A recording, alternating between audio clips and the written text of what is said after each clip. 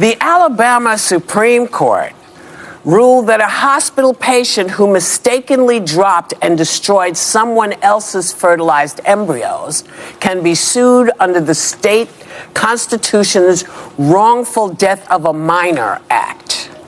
It's certainly lawsuit worthy given the cost and the emotional investment of in vitro fertilization, but does it reach the level of wrongful death? I don't even know how to start with this. You know, I have a personal story about this, as you all know. I went through 5 miscarriages before we turned to IVF. We went through 3 cycles of IVF. I have 2 beautiful children. As a result of it, we depleted our entire life savings. Each cycle was not covered at the time. It's $30,000. And it was important enough for us. Now, we did do frozen embryos, but because we are Catholic, we knew that we couldn't destroy the embryos because they are, in our view, children. And we couldn't just give them up for research because, in our view, they were children. And so we were, I feel, responsible in the sense that we used every single embryo. And if every single embryo became a child, then we were going to take care of that child. And we don't have any frozen embryos left, thank God. Because I would probably have a baby, an extra baby. And is that your religious, is it because of your religious beliefs? My religious beliefs are that conception is the start of human life. However, when you look at an embryo, I mean, that certainly is more than just an egg and a sperm separated. They wait several days. Ideal transfer is 5 days. You're transferring a human embryo that is going to attach in your uterine lining and become a child. Okay. So but this is based on your religious belief. These are your religious convictions. It is partially based on it, but it's partially based on science as well. Well, but it's one thing. But if you put that little embryo out into the world, it's not viable on any level. So I'm not criticizing your personal beliefs because I do believe people believe that. I believe this is a stretch to call this a minor because we talk about the viability of an actual baby. You mean a baby? The embryo? No, minor. They're calling it a minor. We're calling it a full-blown minor, not an embryo, not a fetus, not. Well, it's an unborn child. That's where I differ. Looking at Alabama High Court and the Supreme Court, they decided that they gave this rule about embryo, the frozen embryo. They passed this law that if anyone who mistakenly threw the freezing embryo of anyone, you pay a penalty. It will be considered like you're killing a baby, like you murder a little baby. So the women in the view had some other option to say about it. They did not really agree with it. Some of them did not find that funny.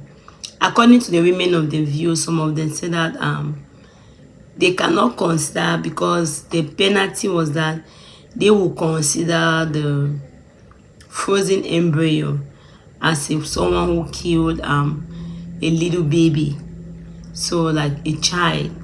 So according to Whoopi, for example, Whoopi was concerned about what about the children that are living now. They have children, they have kids who have not been taken care of. Why don't they focus to take care of those ones? Rather they are focusing on an embryo which they don't even know if it's going to survive or not. They did not ask someone like Sarah did not accept that also. According to Sarah said nope. It's a little bit too far for them to compare an embryo with a little child that have just come out. But to some of them, they were in disagreement because according to Sarah, that's too much.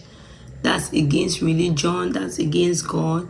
They talk about holy God. They don't even know who is the holy God. And the holy God did not even say people should do what they are doing. That is just science. It's doctors who just came out with it. Obviously, they're helping some people. But they not really buy that. So she is in disagreement.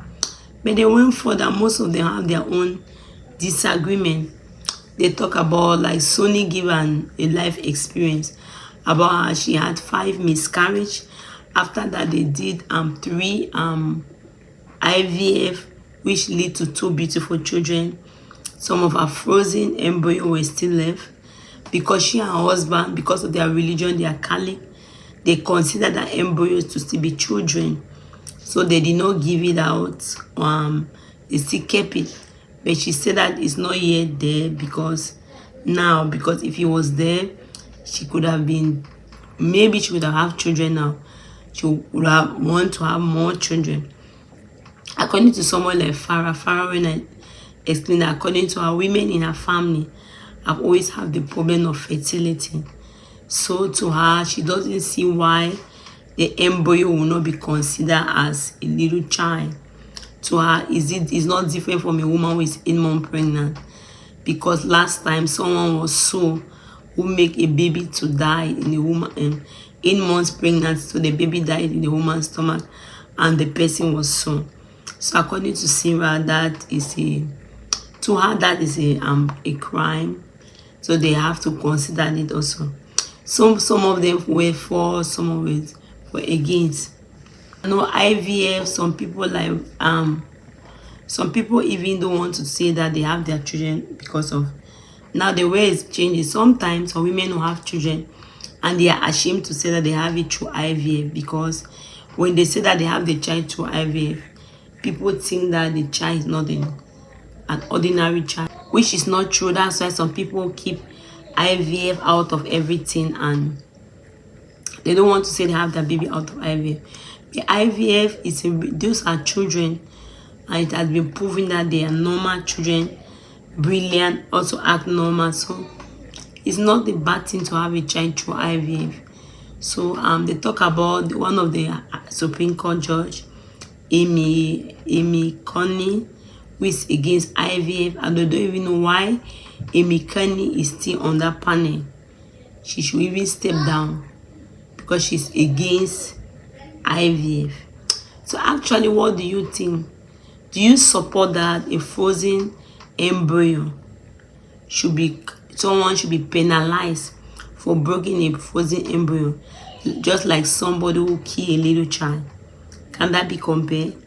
Let me see your own suggestion on the comment section. Thank you very much for watching. If you have not subscribed, please help subscribe and help share the video.